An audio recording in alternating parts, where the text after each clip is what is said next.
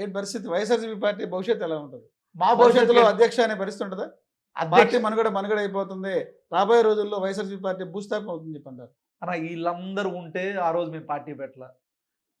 ఈళ్ళందరూ వచ్చిన తర్వాత మేము ఎగిసిపడింది లేదు. ఈళ్ళందరూ పోతే మేము ఇబ్బంది పడేది లేదు.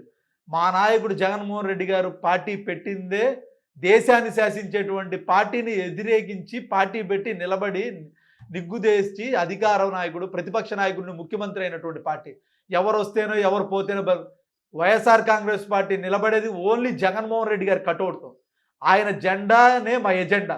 కేవలం అధికారం ఈ వైఎస్ఆర్ కాంగ్రెస్ పార్టీ నిలబడిందంటే కేవలం మా నాయకుడు జగన్మోహన్ రెడ్డి గారి బొమ్మే తప్ప నా వల్ల ఎల్లయ్యో పుల్లయ్యో వల్ల నిలబడేటువంటి పరిస్థితి కాదు. వాళ్ళు వెళ్తే భయపడేది లేదు, వస్తే ఆర్భాట పడేది లేదు. ఎన్డీఏ కూటమిలో ఉన్నటువంటి నాయకులు ఎవరైతే ఉన్నారో ముఖ్య నాయకుల్ని వాళ్ళ ఫోటోల్ని ట్రోల్ చేస్తూ అసభ్యంగా ట్రోల్ చేసి ఎవరైతే వాళ్ళ క్యారెక్టర్ని హననం చేస్తారో అటువంటి వారి మీదే చర్యలు తీసుకుంటామని చెప్పి ఎన్డీఏ కూటమి చెప్పింది. ఒక సోషల్ మీడియా అధ్యక్షుడికి మీరు ఏం చెప్తారు? ఎలా స్పందిస్తారు దానికి? ఇవన్నీ పచ్చ మోసాలే తప్ప అబద్ధాలకి వాళ్ళు చేసే పరిస్థితి. ఈ రాష్ట్రంలో దేశంలోనే బలమైన సోషల్ మీడియా వ్యవస్థగా YSR Congress party social media ఉందన్నది వాస్తవం. ఇవన్నీ గతంలో కూడా మోడీ గారు ఏదైతే బీజేపీతో ధీటుగా సోషల్ మీడియా ఏదైతే ఉందంటో అది YSR Congress party social media అనేది వాస్తవం. పాత్రికా మిత్రులు అంత మీడియా చెప్పింది. అటువంటి క్రమంలో వాళ్ళని మీరు పెయిడ్ ఆర్టిస్టులు పెడతారు. టీడీపీ కొంతమంది పెయిడ్ ఆర్టిస్టులు పెట్టి ఒక పెద్ద ఆఫీస్ తీసుకొని లక్షల సంఖ్యలో శాలరీలు పెట్టి అదేదంటారే ఇప్పుడు ఉపన్యాసాలు ఇచ్చినా, మ్యాటర్ పెట్టినా, మాఫింగ్లు చేసినా ఇది ఎక్కట్లేదు, జాకీలు పెట్టిన లేపినా లెగట్లేదు. ఈరోజు మాకెక్కడ వైఎస్ఆర్ కాంగ్రెస్ పార్టీ సోషల్ మీడియాకి ఒక ఆఫీసు, కొంతమంది పెయిడ్ ఆర్టిస్టులు పెట్టి నడిపేటువంటి పరిస్థితి లేదు. మా ఈ పిల్ల కాలువలో మొదలైనటువంటి జగన్మోహన్ రెడ్డి గారి అభిమానులు ఒక మహాసముద్రంగా ఉన్నటువంటి పరిస్థితి. మేము ఎక్కడ కొంతమందిని లిమిటెడ్గా పెట్టి ఇలా నడపండి, ఈ పోస్ట్ పెట్టండి అనే పరిస్థితి. జగన్మోహన్ రెడ్డి గారికి లక్షల సంఖ్యలో, కోట్ల సంఖ్యలో ఉన్నటువంటి అభిమానులే మాకు వైఎస్ఆర్ కాంగ్రెస్. వాళ్ళంతా కూడా పేటిఎం బ్యాచ్ అని చెప్పి ప్రూవ్ చేయండి, ప్రూవ్ చేయండి. వీళ్ళంతా పైసలు ఇస్తే అమౌంట్ ఇస్తే ప్రూవ్ చేయండి అన్న, ప్రూవ్ చేయండి. మీకు 4 రోజులు తిరిగి వాడు ఈడవుతాడు, ఈడు ఆడవుతాడు అని చెప్పి ఏదైతే చంద్రబాబు నాయుడు గారికి ఫస్ట్ నుండి కూడా ఉన్నటువంటి అలవాటు అబద్ధాన్ని నిజాన్ని అబద్ధం అబద్ధం అబద్ధం అని చెప్పి నిజాన్ని కూడా అబద్ధం చేసేటువంటి పరిస్థితుల్లోనే మా నాయకుడి మీద, మా పార్టీ మీద బురద జల్లేటువంటి అవసరం మీకు అలవాటే కదా.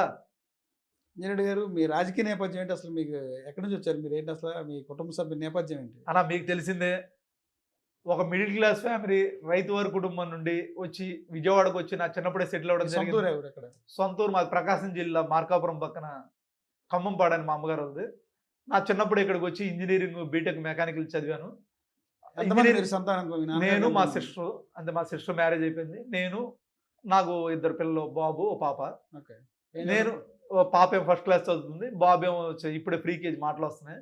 నేను ఇంజనీరింగ్ చదివే రోజుల నుండి కూడా జగన్మోహన్ రెడ్డి గారు పార్టీ పెట్టిన తర్వాత ఆయన నాయకత్వం మీద ఇంట్రెస్ట్తో రాజకీయాల్లోకి రావడం జరిగింది. అలాగే మీకు తెలియదు, మీరు ఫస్ట్ నుండి మీడియా నన్ను దగ్గరగా చూస్తున్నారు.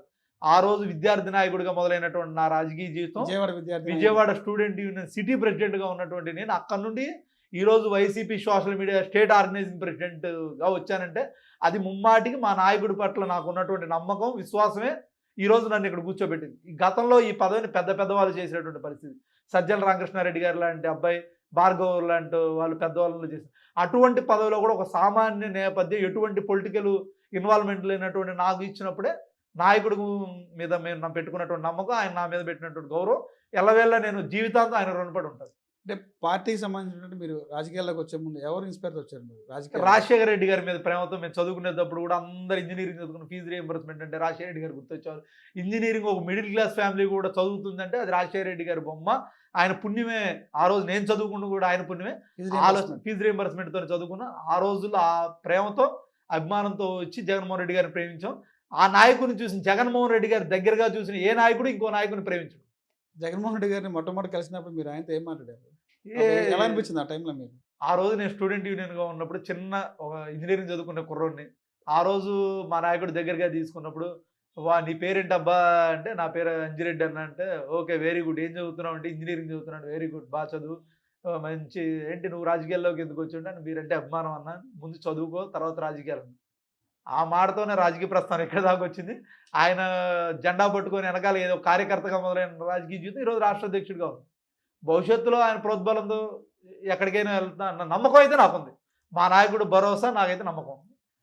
వైసీపీ పార్టీ అధికారం కోల్పోయిన తర్వాత కార్యకర్తలను గాలికి వదిలేశారని చెప్పి కొంత ప్రచారం జరుగుతుంది. వాస్తవం అంటారా? ఎవరు చెప్పారన్న ఈరోజు వందల సంఖ్యలో అక్రమ కేసులు రాయలసీమ లాంటి ప్రాంతంలో దుర్మార్గంగా వాళ్ళ కుటుంబాలు విచ్ఛిన్నం అయిపోయేది, ఏ విధంగా మర్డర్లు కేసులు, కనీసం కేసులు కూడా పెడితే తీసుకునేటువంటి పరిస్థితి వాళ్ళందరికీ భరోసాగా సోషల్ మీడియా కార్యకర్తల మీద వందల కేసులు పెడితే మా క్యాంప్ ఆఫీసులో ఏదైతే కేంద్ర కార్యాలయంలో కమాండ్ కంట్రోల్ రూమ్ అని పెట్టి సోషల్ మీడియా లీగల్ రెండు ఒక రూమ్ ఇచ్చి ఆ రూమ్లో కమాండ్ కంట్రోల్ రూమ్ అని పెట్టి సాక్షాత్తుగా మా నాయకుడు జగన్మోహన్ రెడ్డి గారే ఒక పాంప్లెట్ పట్టుకొని ఈ 3 నెంబర్లు, ఆ 3వ నెంబర్లో నాది, ఫస్ట్ది లీగల్, ఈ 3 నెంబర్లు ఎల్లవేళ మీకు అందుబాటులో ఉంటారు, ఎటువంటి ఆపద వచ్చినా అక్రమ కేసులు బనాయించబడి ఎటువంటి ఇబ్బందిని ఎల్లవేళ 24/7 అందుబాటులో ఉంటారని చెప్పి అంటే మీరు మా పోస్టులు నాయకుడు పెట్టారని వ్యక్తిగత హననం చేశారని మేము కాపాడుతూ ఉంటారు ఏంటి?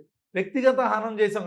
ఇబ్బంది కలిగిన మీరు అన్నారు కార్యకర్తలు మీరు ఏం అండగా ఉన్నారంటే మేము చెప్తున్నాం ప్రతి ఒక్క కార్యకర్త కూడా మేము అండగా ఉన్నామని చెప్పే ఉద్దేశంతో ఇంటెన్షనే తప్ప మాది కాదు.